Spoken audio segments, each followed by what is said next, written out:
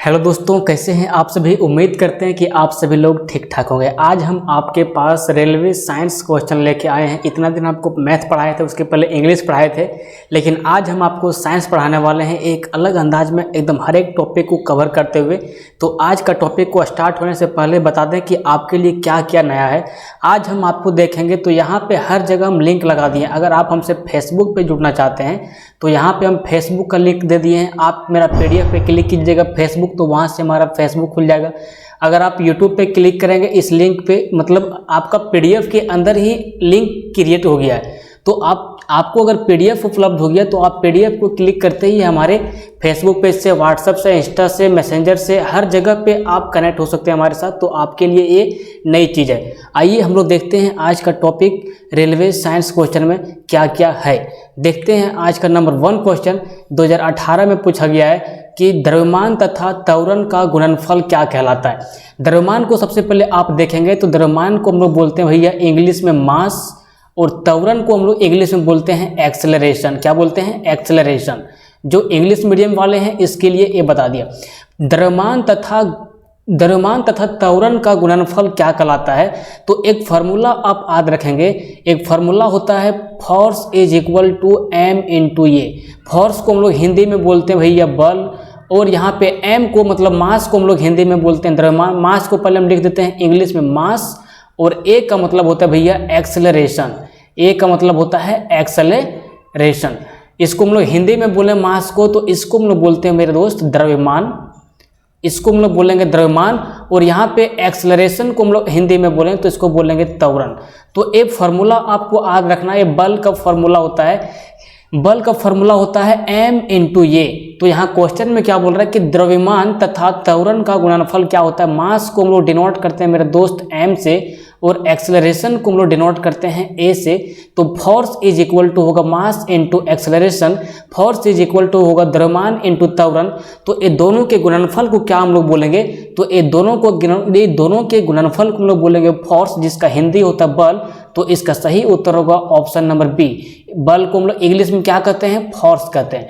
तो एक क्वेश्चन से आपको इतना चीज समझ में आया। एक फार्मूला आपको याद रखना, force is equal to m। ये किसी भी वस्तु का द्रव्यमान को अगर उसके त्वरण से गुना कर दिया जाता है तो उसे हम लोग बोलते हैं फोर्स, यानी कि बल। अब यहाँ से आप देखेंगे तो यहाँ पे आपके पास है वेग। वेग को हम लोग इंग्लिश में बोलते हैं भैया वेलोसिटी। वेलोसिटी का आपको बोलेगा इसका आपका यूनिट क्या होता है, तो इसका यूनिट होता है मीटर पर सेकेंड। यहीं से आपको पूछ देगा कि भैया हमारे एक्सेलरेशन का, जो आपको एक्सेलरेशन यहाँ बताए हैं, इस एक्सेलरेशन का, एक सेकेंड, अगर आपको यहाँ पे पूछ दिया जाए कि यहाँ जो आपका एक्सेलरेशन है इसका यूनिट क्या होता है, तो एक्सेलरेशन का यूनिट होता है मीटर पर सेकेंड स्क्वायर। अगर हम वेलोसिटी में टाइम से डिवाइड कर देते हैं तो हमारा एक्सेलरेशन निकल जाता है, और मीटर पर सेकेंड स्क्वायर इसका हो जाता है यूनिट। अब यहीं से आपको पूछ देगा कि दाब का यूनिट क्या होता है। दाब, पहले आप समझो, दाब को हम लोग इंग्लिश में बोलते हैं प्रेशर, जिसको डिनोट करते हैं हम लोग P से, और प्रेशर इज इक्वल टू होता है भैया फोर्स अपॉन एरिया।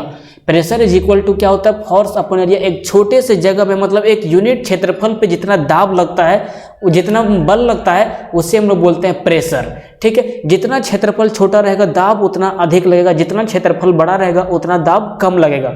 जैसे कि मान लीजिए कि हमारे पास ये पेज है, तो इस पेज पर हम इस पेन से दाब लगाएंगे तो ये पेज इस पेज पे, मतलब अगर हम पेन से दाब लगाएंगे तो पेन का ये एरिया अगर जितना कम रहेगा, ये पेन का एरिया जितना कम रहेगा उतना अधिक इस पर दाब लगेगा, और इसका एरिया जितना बड़ा रहेगा उतना कम इस पर दाब लगेगा।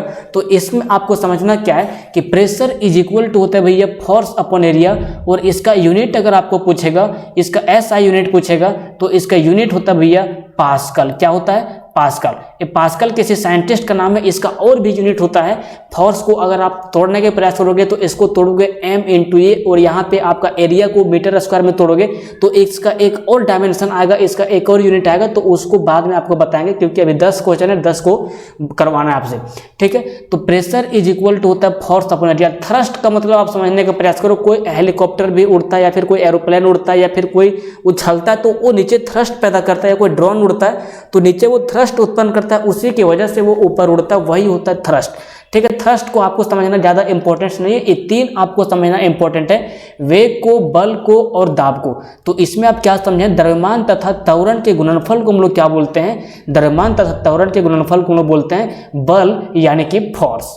अब देखते हैं अगला क्वेश्चन क्या बोलता है। क्वेश्चन नंबर 2 ये भी आपका रेलवे ग्रुप डी में 2018 में पूछा हुआ है। क्वेश्चन नंबर 2 क्या है कि द्रव्यमान तथा वेग का गुणनफल क्या कहलाता है। अभी हम आपको बताएं कि द्रव्यमान को हम लोग डिनोट करते हैं भैया मास को, द्रव्यमान को हम लोग इंग्लिश में बोलते हैं एम, और इसको हम लोग डिनोट करते हैं एम से। और यहाँ पे बोल रहा है वेग, वेग को हम लोग इंग्लिश में बोलते हैं वेलोसिटी, वेग को हम लोग इंग्लिश में बोलते हैं वेलोसिटी, और इसको हम लोग डिनोट करते हैं भी से। तो एम गुना भी कर देंगे तो एक फॉर्मूला आपको याद रखना है, P इज इक्वल टू होता है m इंटू भी, जहाँ पे P का मतलब होता है भैया मोमेंटम। P को जो है हम लोग बोलते हैं मोमेंटम, P को हम लोग बोलते हैं मोमेंटम, मोमेंटम को हम लोग हिंदी में बोलते हैं संवेग, मोमेंटम को हम लोग हिंदी में क्या बोलते हैं भैया, संवेग। किसी भी वस्तु का द्रव्यमान को उसके वेलोसिटी से, किसी भी वस्तु के द्रव्यमान को उसके वेलोसिटी से यानी कि उसके वेग से अगर हम मल्टीप्लाई कर देंगे तो उससे हम लोग बोलेंगे भैया संवेग। ये फॉर्मूला आपको याद रखना है, इससे न्यूमेरिकल क्वेश्चन भी आपका बनता है। तो P बराबर हो गया m इंटू भी, जहाँ पर P बराबर मोमेंटम, मोमेंटम को हम लोग हिंदी में बोलते हैं संवेग। तो आप यहाँ पे देखो द्रव्यमान तथा वेग के गुणनफल को क्या बोलेंगे, यहाँ पे मास को और भी को, ये दोनों को गुना करेंगे तो इसको क्या बोलेंगे, तो इसे बोलेंगे हम लोग भैया संवेग। और संवेग को हम लोग इंग्लिश में बोलते हैं मोमेंटम। क्या बोलते हैं मेरे दोस्त, इंग्लिश में इसको बोलते हैं हम लोग मोमेंटम। यहाँ से आपका बल आ गया, बल को हम लोग इंग्लिश में बोलते हैं फोर्स। फोर्स बराबर एक फार्मूला होता है I am into A mass into acceleration. इसका आपको अगर यूनिट पूछ दिया जाए तो इसका यूनिट होता है भैया न्यूटन, इसका यूनिट होता है न्यूटन। इसका एक और यूनिट होता है, इसको अगर m को आप तोड़ोगे तो इसको m भी रख दोगे, कोई दिक्कत नहीं है। और यहाँ पे एक्सेलरेशन का अगर आप यूनिट लिखना चाहोगे तो इसका यूनिट होता है 1 सेकेंड, यहाँ पे मास को हम लोग लिखते हैं केजी में, मास का जो यूनिट होता है वो होता है केजी। और यहाँ पे एक्सेलरेशन को आप लिखना चाहोगे तो इसका यूनिट होता है मीटर पर सेकेंड स्क्वायर।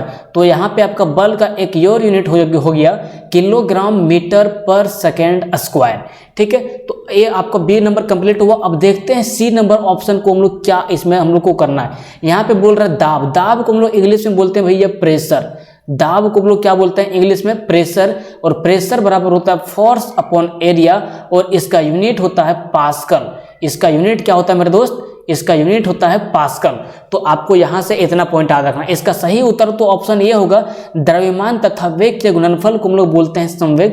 एक बात आपको बता दें कि इसका पीडीएफ अगर आप लेना चाहते हैं तो आपको लिंक नीचे डिस्क्रिप्शन में मिल जाएगा, वहां से हमारा टेलीग्राम चैनल को ज्वाइन कर सकते हैं, या फिर वहां से हमारा आप व्हाट्सअप ग्रुप को ज्वाइन कर सकते हैं, या फिर वहां से आपको बहुत सारे लिंक मिलेंगे 5-6। आप हमारे साथ कहीं भी जुड़िए, आपको पीडीएफ मिल जाएगा। ठीक है, तो आपको वहां जितने भी क्वेश्चन है इसका सारा का पीडीएफ मिल जाएगा। अब आते हम लोग देखते हैं क्वेश्चन क्या बोलता है। अब देखो यहाँ पे तो द्रव्यमान इंटू वेग का गुणनफल हम लोग बोल दें कि संवेग होता है, बल को भी हम लोग देख लिए, दाब को भी देख लिए। अब हम लोग देखते हैं कार्य को। कार्य को हम लोग इंग्लिश में बोलते हैं भैया वर्क, इंग्लिश मीडियम वाले को लिए। और ये कार्य का मतलब हो गया वर्क, और वर्क बराबर एक फार्मूला होता है एफ एस। क्या होता है एफ एस, एफ का मतलब हो जाता है भैया यहाँ पे force, F is equal to होता है फोर्स, और यहाँ पे एस का मतलब होता है दूरी। एफ का मतलब, एस का मतलब क्या होता है भैया दूरी। तो देखो एफ को हम लोग हिंदी में बोल दिए फोर्स, फोर्स को हम लोग हिंदी में बोल देते हैं बल। तो बल को अगर दूरी से गुना कर दें तो उससे हम लोग बोलते हैं वर्क, उसको क्या बोलते हैं भैया हम लोग वर्क बोलते हैं। तो वर्क बराबर हो गया एफ एस। अगर आपको पूछेगा कि वर्क का यूनिट क्या होता है तो इसका यूनिट होता है, इसका यूनिट क्या होता है मेरे दोस्त, इसका यूनिट होता है जूल। तो आपको क्वेश्चन नंबर 2 से इतनी जानकारियां मिली। 4 ऑप्शन था, चारों ऑप्शन आपके साथ हम समराइज कर दिए। अब बढ़ते हैं क्वेश्चन नंबर 3 की ओर, देखते हैं क्वेश्चन नंबर 3 क्या होता है। इसमें जितने का क्वेश्चन आपको आता है आप कमेंट बॉक्स में इसका आंसर बता सकते हैं, हम आपका कमेंट को हमेशा चेक करते रहते हैं। अब देखते हैं क्वेश्चन नंबर 3 हम लोग को क्या बोल रहा है। क्वेश्चन नंबर 3 है कि दाब की एसआई इकाई क्या होता है। सबसे पहले आप समझो दाब को हम लोग इंग्लिश में क्या बोलते हैं भैया प्रेशर, दाब को हम लोग बोलते हैं इंग्लिश में प्रेशर। तो दाब की एसआई इकाई क्या होता है, तो आपको बताएं कि दाब इज इक्वल टू फॉर्मूला होता है भैया हमारे फोर्स अपॉन एरिया। और इसका जो हम लोग को यूनिट होता है वो यूनिट होता है पास्कल। क्या होता है इसका यूनिट? पास्कल होता है। इसका एक यूनिट और होता है, उस यूनिट को आप निकालने के लिए क्या करोगे, इस फोर्स का जो होता है इसका यूनिट आप लिखो। फोर्स का यूनिट होता है किलोग्राम मीटर पर सेकेंड स्क्वायर, किलोग्राम मीटर पर सेकेंड स्क्वायर होता है। और यहाँ पे आपका ये जो नीचे एरिया है, इस एरिया का यूनिट होता है मीटर स्क्वायर। तो देखो यहाँ से अगर एक स्टेप और नीचे जाए हम लोग तो किलोग्राम को किलोग्राम लिखेंगे, और यहाँ पे ऊपर में मीटर है और नीचे में मीटर स्क्वायर है, तो 1 मीटर से 1 मीटर कट जाएगा तो 1 मीटर ऊपर जाएगा तो हो जाएगा इसका पावर -1, और यहाँ पे है सेकेंड पर -2 पावर। तो किलोग्राम पर मीटर पर सेकेंड स्क्वायर एक इसका यूनिट होता है। एक यूनिट आपको ये हो गया, अगर जो आपको यूनिट दे वो आपका आंसर हो जाएगा। और अगर ये यूनिट नहीं दिया तो आपका अगला यूनिट जो होगा वो होगा पास्कल। एक साइंटिस्ट का नाम है, वही अपने नाम के ऊपर इसका यूनिट को रख दिया। जैसे कि आपका न्यूटन होता है, जैसे आपका और भी जूल होता है, ये सब जो साइंटिस्ट है जिन्होंने इसका खोज किया था वो अपने नाम के अनुसार रख देते हैं। तो आपको याद रखना है कि दाब की SI इकाई क्या होता है मेरे दोस्त, तो दाब की SI इकाई होता है, SI यूनिट होता है पास्कल, यानी कि ऑप्शन नंबर बी। अब आपको पूछेगा कि जूल किसका SI यूनिट होता है, तो जूल होता है मेरे दोस्त वर्क का SI यूनिट, मतलब कि कार्य का SI यूनिट होता है जूल। पास्कल तो अभी आपको बताएं दाब का नहीं प्रेशर का होता है। अब आपको बोलेगा कि न्यूटन, एक सेकंड, न्यूटन किसका यूनिट होता है, तो न्यूटन यूनिट होता है फोर्स का। किसका? फोर्स का यूनिट होता है न्यूटन। और डायन जो है तो फोर्स का होता है भैया सीजीएस यूनिट। फोर्स का अगर आपको पूछेगा कि इसका सीजीएस यूनिट क्या होता है, तो इसका सीजीएस यूनिट होगा डायन। क्या होगा? डायन। एक घर गांव में जो डायन रहता है वो डायन नहीं है, ये यूनिट है किसका? फोर्स का, सीजीएस यूनिट। ठीक है, सीजीएस का फुल फॉर्म क्या होता है? सी से हो गया मेरे दोस्त सेंटीमीटर, सी से हो गया सेंटीमीटर, और यहाँ से आपका जी का मतलब हो गया ग्राम, और यहाँ पे एस का मतलब हो गया सेकंड। तो आपको ये याद रखना है, सीजीएस का मतलब हो जाता है सेंटीमीटर सी से, और जी से ग्राम, और एस से सेकंड। तो दाब की SI यूनिट क्या हो गया मेरे दोस्त? दाब की SI यूनिट हो गया ऑप्शन नंबर बी पास्कल। और ये 3 ऑप्शन हम लोग और भी देख लिए, तो आपको इससे इतनी सारी जानकारियां मिली। अब बढ़ते हैं क्वेश्चन नंबर 4 की ओर, देखते हैं क्वेश्चन नंबर 4 हम लोग को क्या बोल रहा है। क्वेश्चन नंबर 4 यहाँ पे बोल रहा है कि force upon area is equal to क्या होता है, मतलब बल बटा त्वरण को क्या बोलते हैं? बल को हम लोग इंग्लिश में बोलते हैं मेरे दोस्त फोर्स। बल को इंग्लिश में बोलते हैं फोर्स, और त्वरण को हम लोग हिंदी में बोलते हैं एक्सेलरेशन। क्या बोलते हैं मेरे दोस्त? एक्सेलरेशन। तो यहां से आपको देखना है कि बल बटा त्वरण को हम लोग क्या बोलते हैं, तो बल बटा त्वरण को हम लोग बोलते हैं, इसको एक आपको फॉर्मूला याद रखना है, F इज इक्वल टू होता है मेरे दोस्त M इंटू ये। मतलब फोर्स का हिंदी हो गया आपके पास बल, और यहाँ पे M का मतलब हो गया द्रव्यमान, और ये का मतलब हो गया एक्सेलरेशन। ये न्यूटन का सेकेंड लॉ है, force is equal to M into ये, मतलब मास इंटू एक्सेलरेशन। अगर इस इक्वेशन में मुझे देखा जाए तो यहाँ से F को यहाँ से रहने देते हैं, और ये जो यहाँ पे मल्टीप्लाई में है इसको हम कर देते हैं डिवाइड में, और यहाँ पे M लिख देते हैं। तो फोर्स मतलब हो गया फोर्स, और A से हो गया एक्सेलरेशन। तो फोर्स अपॉन एरिया को हम लोग क्या बोले मेरे दोस्त? मास बोले। मास का मतलब क्या हो गया? द्रव्यमान हो गया। तो इसको हम लोग क्या बोलेंगे? ऑप्शन नंबर सी इसका सही आंसर बोलेंगे, द्रव्यमान।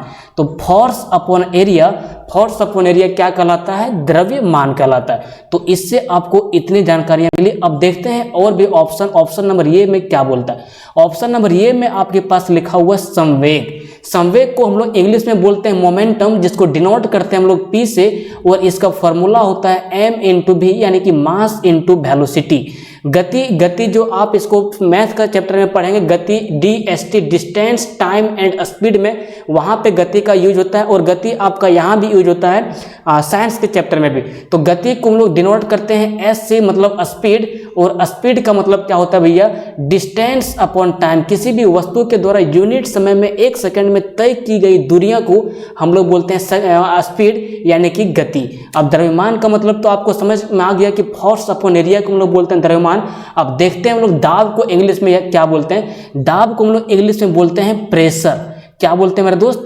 प्रेशर। आपको कहाँ कहाँ प्रेशर आता है? जब गाड़ियाँ ब्रेक लगाती तब प्रेशर आता है, जब आप सुबह में बाथरूम जाते हो तब आपको प्रेशर आता है, बहुत जगह प्रेशर होता है, जब आपको कोई ढक्कन खोलना होता है तब वहाँ भी प्रेशर आपको लगाना पड़ता है। तो प्रेशर का यूज बहुत जगह पे है, लेकिन यहाँ पे प्रेशर का मतलब आपको समझना है कि प्रेशर इज इक्वल टू होता है फोर्स अपॉन एरिया। जितना एरिया आपका कम रहेगा उतना बल ज़्यादा लगेगा। अगर कोई व्यक्ति कीचड़ में गिर जाता है तो कीचड़ में अगर वो व्यक्ति सीधा लेट गया तब वो कीचड़ में तब उसको कीचड़ में डूबने की संभावना कम हो जाती है, क्योंकि उस व्यक्ति का एरिया, उस व्यक्ति का जो क्षेत्रफल होता है वो बढ़ जाता है। अगर किसी भी वस्तु का क्षेत्रफल नीचे में बढ़ गया तब उस पर प्रेशर कम लगेगा, मतलब उस पर दाब कम लगेगा। तो यहाँ से आपको इतनी सारी जानकारियाँ रखनी है। और प्रेशर को हम लोग इसका यूनिट में बोलना चाहें तो इसका यूनिट होता है मेरे दोस्त पास्कल। क्या होता है इसका यूनिट? पास्कल होता है। पास्कल का बहुत जगह पे यूज होता है। आप इसको व्यापारिक रूप से भी यूज कर सकते हैं कि दाब का ऐसा यूनिट क्या होगा? पास्कल होगा। अब देखते हैं हम लोग क्वेश्चन नंबर 5 क्या बोलता है। वेरी वेरी इंपॉर्टेंट क्वेश्चन है ये। हर एक क्वेश्चन आपका रेलवे एग्जाम 2018 में आया हुआ है, वहीं से लिए हुए इसको। अब देखो क्वेश्चन नंबर 5 बोल रहा है कि 72 किलोमीटर प्रति घंटा यानी कि 72 किलोमीटर पर आवर को अगर आपको मीटर प्रति सेकंड में लिखने के लिए बोला जाए तो आप इसको किस तरह से लिखेंगे। साइंस का क्वेश्चन बहुत ही आसान होता है, बशर्ते आप इसको कॉन्सेप्चुअल तरीके से पढ़ोगे तभी ये आपको आसान लगना स्टार्ट होगा। अब देखो, एक आप बचपन में फॉर्मूला पढ़े होंगे, किलोमीटर प्रति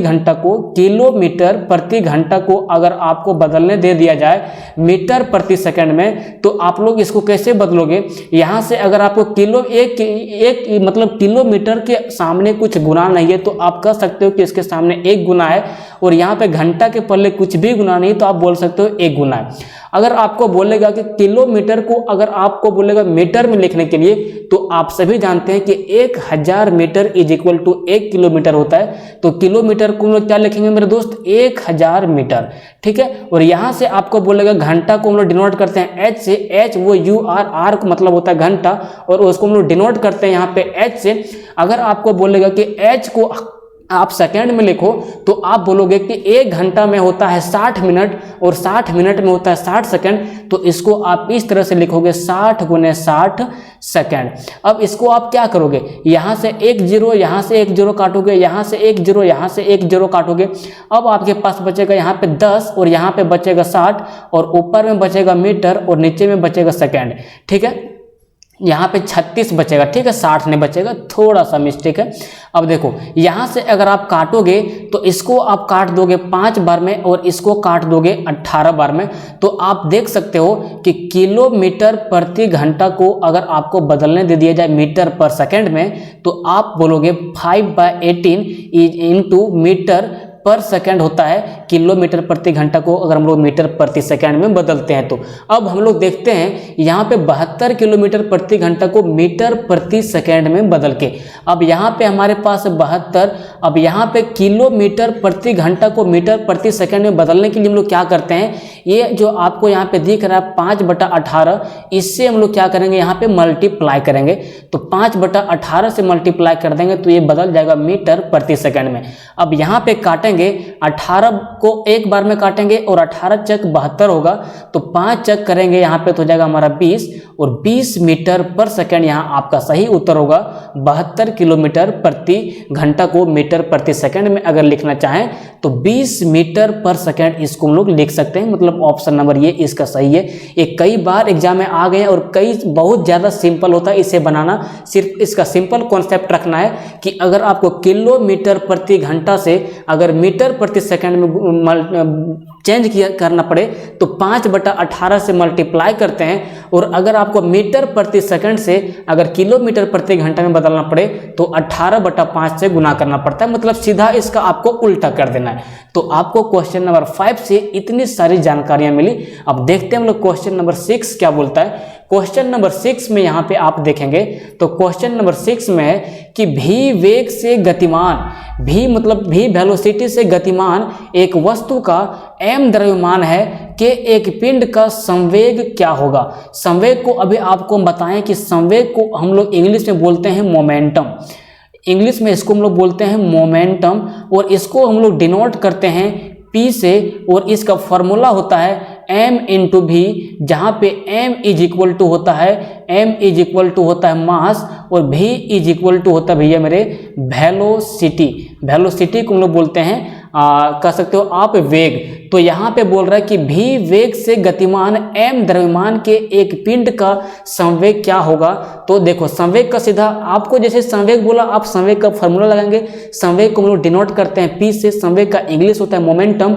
और यहाँ पे बोल रहा है कि मास इसका m है, तो मास यहाँ पे हम m रख देंगे और यहाँ पे हमारा वेलोसिटी v है, तो वेलोसिटी v रख देंगे। तो इसका मोमेंटम क्या हो जाएगा भैया मेरे m इंटू भी होगा, मतलब ऑप्शन नंबर ए इसका सही उत्तर होगा। अब ये जो आपका m भी स्क्वायर है, ये किसी का फॉर्मूला नहीं होता है, ये तो ऑप्शन सीधा कट जाएगा। m बाय भी किसी का भी फॉर्मूला नहीं होता है, ये फॉर्मूला होता है ऑप्शन नंबर सी। अगर आप देखना चाहो तो ये होता है फॉर्मूला काइनेटिक एनर्जी का, मतलब कि गतिज ऊर्जा का। काइनेटिक एनर्जी का जो फॉर्मूला होता है मेरे दोस्त, काइनेटिक एनर्जी का फॉर्मूला होता है 1/2 इंटू एम भी स्क्वायर। काइनेटिक एनर्जी का फॉर्मूला ये होता है, आपको इसे याद रखना है। और ये आपका इससे इतना कंप्लीट हुआ। और बोलेगा काइनेटिक एनर्जी का यूनिट क्या होता है, तो इसका भी यूनिट होता है जूल। क्या होता है इसका यूनिट? जूल होता है। कहीं भी आपको एनर्जी आ जाए और उसका आपको बोले कि एसआई यूनिट क्या होता है, तो उसका एसआई यूनिट होता है जूल। इसका एक और यूनिट हम निकालना चाहें तो एक और यूनिट निकाल सकते हैं 1/2। तो एक आपका कांस्टेंट वैल्यू, इसको कुछ भी नहीं लिखेंगे, लेकिन मास को हम लोग डिनोट करते हैं, द्रव्यमान को हम लोग डिनोट करते हैं केजी से, केजी से इसको डिनोट करते हैं। और वेलोसिटी मतलब कि वेग को हम लोग डिनोट करते हैं मीटर पर सेकेंड से। तो इसका एक और फार्मूला अगर हम लोग देखना चाहें तो यहाँ पे देखो मीटर पर सेकेंड का स्क्वायर है, तो मीटर पर सेकेंड का स्क्वायर करेंगे तो इसका एक और यूनिट हमारे पास आएगा किलोग्राम मीटर स्क्वायर पर सेकेंड स्क्वायर। तो काइनेटिक एनर्जी का आपका एक तो जूल हो गया इसका एसआई यूनिट, और इसका एक एसआई यूनिट और हो गया किलोग्राम मीटर पर सेकेंड स्क्वायर। ये आपको याद रखना है, ये सब आपको निकालने के लिए आना चाहिए, तभी आप साइंस में टिक पाओगे और रेलवे का एग्जाम को आसानी से क्रैक कर पाओगे। अब बढ़ते हैं हम लोग 7 नंबर क्वेश्चन, देखते हैं 7 नंबर क्वेश्चन क्या बोलता है। यहाँ पे बोल रहा है कि वह भौतिक राशि है जो कभी भी ऋणात्मक नहीं हो सकती। ऋणात्मक को डिनोट करते हैं नेगेटिव का साइन देके, और इसको लोग हिंदी में इंग्लिश में बोलते हैं नेगेटिव। तो वह भौतिक राशि, भौतिक राशि को हम लोग इंग्लिश में बोलते हैं फिजिकल क्वांटिटी। क्या बोलते हैं मेरे दोस्त? फिजिकल क्वांटिटी हम लोग इसको बोलते हैं इंग्लिश में। तो आप इसे देख याद रखेंगे, वह भौतिक राशि है जो कभी भी ऋणात्मक नहीं हो सकती, मतलब कभी भी नेगेटिव नहीं हो सकती है। देखो बल यहाँ पे आपका नेगेटिव हो सकता है। मान लीजिए कि आप किसी लड़का से लड़ाई कर रहे हो, तो अगर आपको आपसे ज्यादा उसके पास बल है तो आप बोलोगे कि उसके अपेक्षा हमारे पास जो बल है वो ऋणात्मक कंडीशन में, मतलब उससे बल आपके पास कम है तो वो ऋणात्मक हो गया। और अगर उससे आपसे ज्यादा अगर उसको बल है तो उसके पास बल आपसे क्या हो गया? पॉजिटिव हो गया, मतलब धनात्मक हो गया। तो यहाँ पे नेगेटिव और पॉजिटिव हो रहा है। देखो सबसे पहले आपको समझने का प्रयास करना है। इसको समझने के लिए आपको 2 राशियां सबसे पहले समझना पड़ेगा। एक राशि होता है यहाँ पे आपका वेक्टर क्वांटिटी, एक होता है आपका वेक्टर क्वांटिटी, और एक आपका यहाँ पे होता है भैया मेरे स्केलर क्वांटिटी। वेक्टर को हम लोग इंग्लिश में हिंदी में इसको क्या बोलते हैं? इसको हम लोग हिंदी में बोलते हैं सदिश राशियां। इसको हम लोग हिंदी में बोलते हैं सदिश राशि, और यहाँ पे स्केलर को हम लोग बोलते हैं अदिश राशि। ये 2 राशियां आपको पता होना चाहिए हमेशा, तभी आप साइंस में थोड़ा सा राशि वाले क्वेश्चन को सही कर पाओगे। सदिश राशियां वे राशियां होती है जिसका परिणाम के साथ साथ दिशा भी होता है, मतलब अगर वो पॉजिटिव डायरेक्शन में जा रहा है तो उसके लिए पॉजिटिव होगा, अगर वो नेगेटिव मतलब वो उल्टा डायरेक्शन में जा रहा है तो उसके लिए वो नेगेटिव साइन का यूज करते हैं। तो वैसी राशियां जिसका उसका परिणाम के साथ साथ उसका डायरेक्शन भी हो, कि वो पॉजिटिव दिशा में जा रहा है कि नेगेटिव दिशा में जा रहा है, वो पूरब की ओर जा रहा है कि पश्चिम की ओर जा रहा है, वो आगे जा रहा है कि पीछे जा रहा है, वैसी राशियां जिसमें मतलब उसमें परिणाम के साथ साथ दिशा भी हो, उससे हम लोग बोलते हैं वेक्टर क्वांटिटी। जैसे कि मान लीजिए कि आपका स्पीड जैसे एक प्रकार का वेक्टर क्वांटिटी है, तो स्पीड कभी कभी आपका कम होता है, कभी कभी स्पीड ज़्यादा होता है। जैसे एक्सेलरेशन, आप जो गाड़ी में एक्सेलेटर देते हो, कभी आप देखोगे ठोकर आ गया तो वहाँ पे आप एक्सेलेटर कम करते हो, मतलब वहाँ पे आप एक्सेलेटर को नेगेटिव करते हो, और जहाँ अगर आपको प्लेन रोड देखा वहाँ पे आप एक्सेलेटर ज़्यादा देते हो तो वहाँ पे आपका एक्सेलेटर क्या हो जाता है? पॉजिटिव। तो इसमें देखो नेगेटिव और पॉजिटिव आया ना, तो जहाँ भी वेक्टर क्वांटिटी आ जाएगा वहाँ पे नेगेटिव नेगेटिव और पॉजिटिव के आना आवश्यक हो जाता है और उसका परिणाम के साथ साथ दिशा भी हो जाता है। तो यहाँ पे देखेंगे वह भौतिक राशि जो कभी भी ऋणात्मक नहीं हो सकती है, तो बल आपका ऋणात्मक हो सकता है क्योंकि ये एक प्रकार का वेक्टर क्वांटिटी है, एक प्रकार का सदिश क्वांटिटी है। यहाँ पे आपका वेलोसिटी भी हो सकता है। बल तो आपको बताते हैं, वेलोसिटी का मतलब क्या होता है, वेग, मीटर पर सेकंड इसका होता है ऐसा यूनिट। तो बोल रहा है कि प्रति सेकंड में तय की गई दूरियां को हम लोग बोलते हैं वेग। तो वेग भी आपका एक प्रकार का कह सकते हो आप सदिश राशियां हैं, इसका भी परिणाम के साथ साथ डायरेक्शन होता है कि वेग आपको पूर्व दिशा की ओर बढ़ना है कि पश्चिम दिशा की ओर बढ़ना है, आगे बढ़ना है कि पीछे बढ़ना है। तो इसमें वेग भी आपका एक प्रकार का हो गया बहुत सदिश राशि, तो इसका भी हो जाता है डायरेक्शन। तो ये भी ऑप्शन नहीं होगा।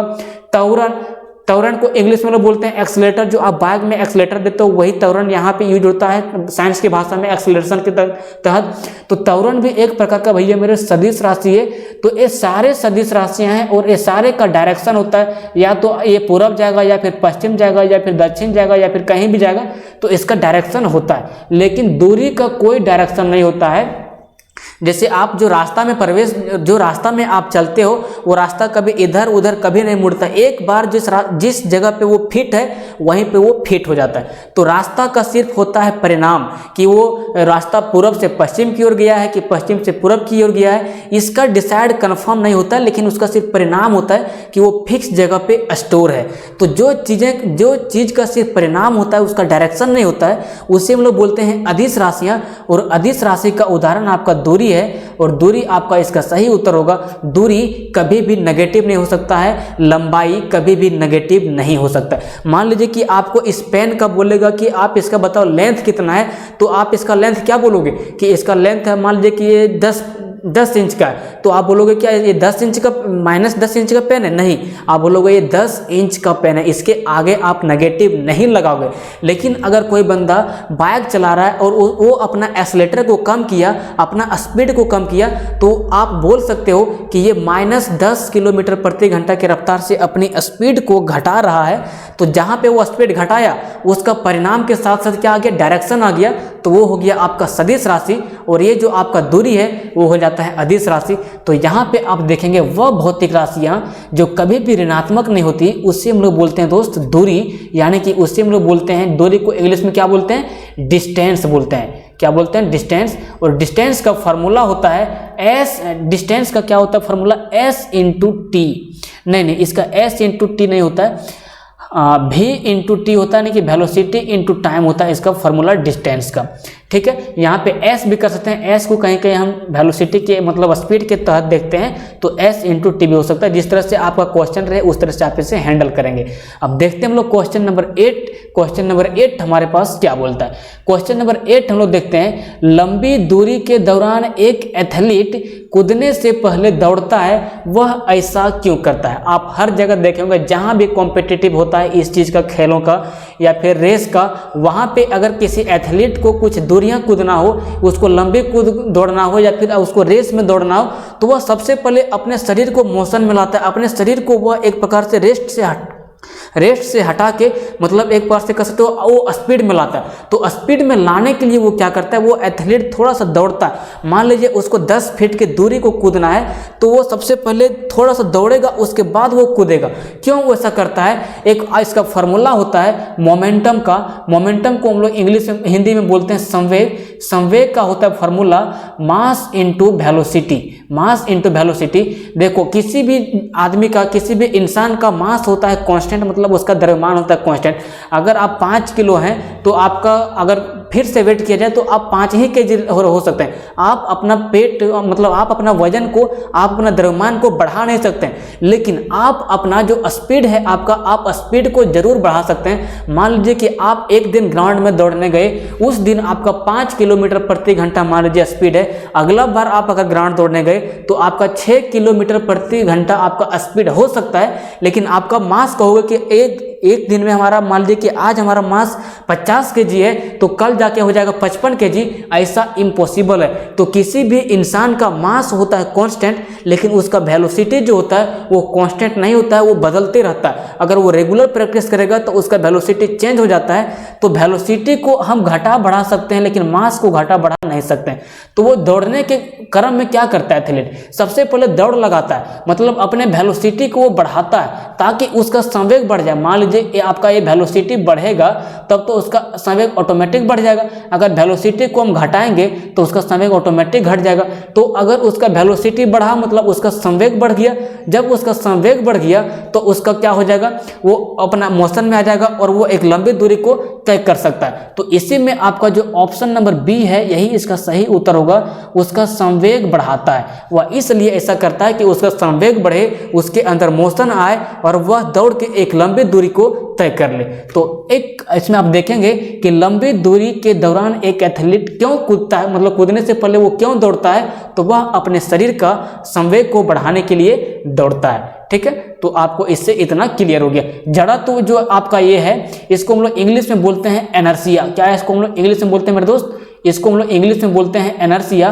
और एनर्सिया न्यूटन के फर्स्ट लॉ बताता है। न्यूटन के first law, second law, third law आपका प्ले लिस्ट में डाला हुआ साइंस का क्वेश्चन में, आप वहां से जाके इसे आराम से पढ़ सकते हैं। संवेग तो आपको कई बार हम बता दिए। संवेग को इंग्लिश में मोमेंटम बोलते हैं। इसका फॉर्मूला m इंटू वी होता है, मतलब मास इंटू वेलोसिटी होता है, द्रव्यमान इंटू वेग होता है। ठीक है, और ये सब आपका कुछ नहीं होगा। इसका सही उत्तर होगा ऑप्शन नंबर बी, यानी कि उसका संवेग बढ़ाता है। लंबी दूरी के दौरान एक एथलीट कूदने से पहले क्यों दौड़ता है, तो वह अपने संवेग को बढ़ाने के लिए दौड़ता है। अब देखते हैं क्वेश्चन नंबर 9 क्या बोलता है। क्वेश्चन नंबर 9 है कि वेग और समय के ग्राफ को हम लोग क्या बोलते हैं। वेग समय, जैसे कि आपको ग्राफ से आप परिचित होंगे, आपको इतना हमको लगता है कि आपको ग्राफ आता होगा देखने के लिए। ये मान लीजिए कि आपका है एक्स एक्सिस, इधर मान लीजिए हमारा एक्स एक्सिस है और इधर हमारा वाई एक्सिस है।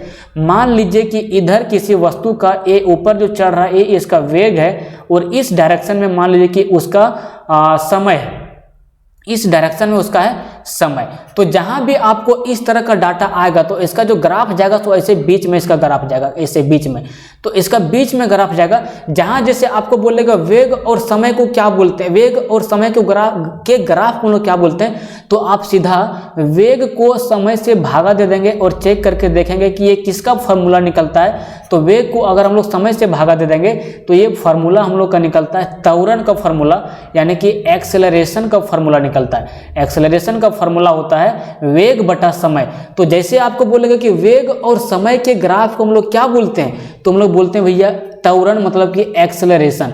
और यहीं पे आपको एक क्वेश्चन और दे सकता है, एक क्वेश्चन और क्या दे सकता है मेरे दोस्त, आपको बोलेगा वेग के समय में यहाँ पे आपको हटा के और इसको हटा के आपको बोल देगा कि दूरी और समय के ग्राफ को क्या बोलते हैं। तो दूरी और समय के ग्राफ को निकालने के लिए आप क्या करोगे, दूरी को समय से भागा दे दोगे। क्या करोगे, दूरी को समय से आप भागा दे दोगे और जब भागा दोगे तो दूरी बटा समय को हम लोग क्या बोलते हैं, इसको हम लोग बोलते हैं वेलोसिटी, मतलब इसको हम लोग बोलते हैं वेग। तो इसका सही उत्तर आप दे दोगे वेग। तो आपको बोलेगा वेग और समय के ग्राफ को क्या बोलते हैं, तो वेग बटा समय कर देना, देखना है किसका फॉर्मूला निकल रहा है। तो वेग बटा समय करने से फॉर्मूला हमारा निकलता है त्वरण का, तो इसका सही उत्तर होगा त्वरण। अगर आपको दे दे यहाँ पे वेग की जगह में आपको दूरी और समय के ग्राफ को क्या बोलते हैं, तो दूरी बटा समय को हम लोग बोलते हैं चाल। तो इस तरह से आपको इसमें थोड़ा सा दिमाग लगाना है, या फिर इस ग्राफ के थ्रू देखेंगे वेग ऊपर जा रहा है और समय इधर आ रहा है, वेग बढ़ा रहे हैं समय बढ़ रहा है, तो इसको हम लोग डिवाइड करते हैं और इसका फॉर्मूला निकल के आता है त्वरण का। अब देखते हैं आज का last question, question number 10। Question number 10 है एक सदिश राशि में परिमाण और दिशा दोनों होते हैं। एकदम राइट है। फर्स्ट क्वेश्चन में आपको बताएं, एक वेक्टर क्वांटिटी में डायरेक्शन के साथ साथ उसमें परिमाण भी होता है, जबकि अदिश राशि में मतलब स्केलर क्वांटिटी में केवल परिमाण होता है, उसमें दिशा नहीं होता है। एकदम फिक्स है, ये आपको बताएं फर्स्ट क्वेश्चन में। तो बोल रहा है कि निम्न में से कौन एक सदिश राशि है। 2018 में क्वेश्चन, ये लंबा क्वेश्चन देख के लड़का इसको छोड़ दिया, लेकिन क्वेश्चन में थोड़ा सा भी कुछ भी मतलब इसमें पावर नहीं। इसको अगर आप सहूलियत से मतलब ठंडा दिमाग से सोचोगे तो क्वेश्चन बहुत ही आसान है। बोल रहा है एक क्वेश्चन सिर्फ इतना ही का, एक लाइन का बस, कि निम्न में से कौन सा एक सदिश राशि है। तो सदिश राशि कौन है? ऊर्जा। ऊर्जा का सिर्फ होता है परिणाम। कि मान लीजिए कि आप कितना खाएं आप कैलोरी में नापते हो, आप किस डायरेक्शन में खाएं आप नापते कभी? आप आपका ऊर्जा किस डायरेक्शन में कभी नापते हो? नहीं ना। तो ऊर्जा आपका हो गया अदिश राशि, कार्य भी आपका अदिश राशि है। मान लीजिए कि आपको कोई काम करने दिया जाए तो आप किस डायरेक्शन से काम को कर रहे हैं ये कभी नहीं बोलते, आप काम को सिर्फ फिनिश करते हो। तो आपका कार्य भी एक प्रकार का हो गया अदिश राशि, ये भी आपका सदिश नहीं होगा। विस्थापन जो आपका भी है ये विस्थापन आपका हो जाएगा सदिश राशि। विस्थापन को हम लोग इंग्लिश में बोलते हैं डिस्प्लेसमेंट। क्या बोलते हैं इसको? डिस्प्लेसमेंट बोलते हैं। डिस्प्लेसमेंट का मतलब क्या हो गया कि आप जैसे कि मान लीजिए आप यहाँ पे अभी खड़ा हैं और अभी आप आ गए यहाँ पे, तो आप अभी किस डायरेक्शन में चलें? ये अभी आप चलें राइट डायरेक्शन में, लेकिन आप यहाँ पे खड़ा हैं और अगर आप आ गए इधर तो आप किस डायरेक्शन में चलें? लेफ्ट डायरेक्शन में चलें। तो आप तो परिणाम बदल रहे हैं, पहले यहाँ थे लेकिन आ गए अब यहाँ, तो आपका परिणाम के साथ साथ क्या हो रहा है? पहले आप राइट गए थे अब लेफ्ट आ गए, मतलब आपका डायरेक्शन भी चेंज हो रहा है। तो जिसमें परिणाम के साथ साथ डायरेक्शन भी चेंज हो जाए उसे हम लोग बोलते हैं वेक्टर क्वांटिटी, मतलब कि उसे बोलते हैं हम लोग सदिश राशि, मतलब उसे हम लोग बोलेंगे विस्थापन। ठीक है। अब यहाँ से आपका गति, गति मतलब हो गया आपका स्पीड। स्पीड जो आपका है ये आपका हो जाता है अदिश राशि, ये आपका सदिश राशि नहीं होता है। आप स्पीड और वेलोसिटी दोनों में आप अंतर समझेंगे। वेलोसिटी जब भी होगा तो उसके साथ दिशा होगा, उसके साथ डायरेक्शन होगा, और जिसके साथ डायरेक्शन होगा वो अवश्य ही हो जाएगा वेक्टर क्वांटिटी, और जिसके साथ डायरेक्शन नहीं होगा वो हो जाएगा स्केलर क्वांटिटी। तो गति के साथ मतलब स्पीड के साथ सिर्फ और सिर्फ परिणाम होता है, उसके साथ उसका दिशा नहीं होता है, तो वो हो जाता है अदिश राशि। तो यहाँ पे जो गति है ये भी आपका हो जाएगा अदिश। तो यहाँ पे आपका ऊर्जा, कार्य और गति ये सब हो गया आपका अदिश राशियाँ।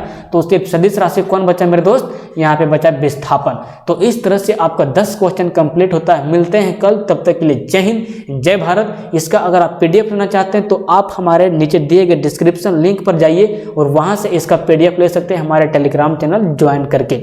चलिए मिलते हैं कल।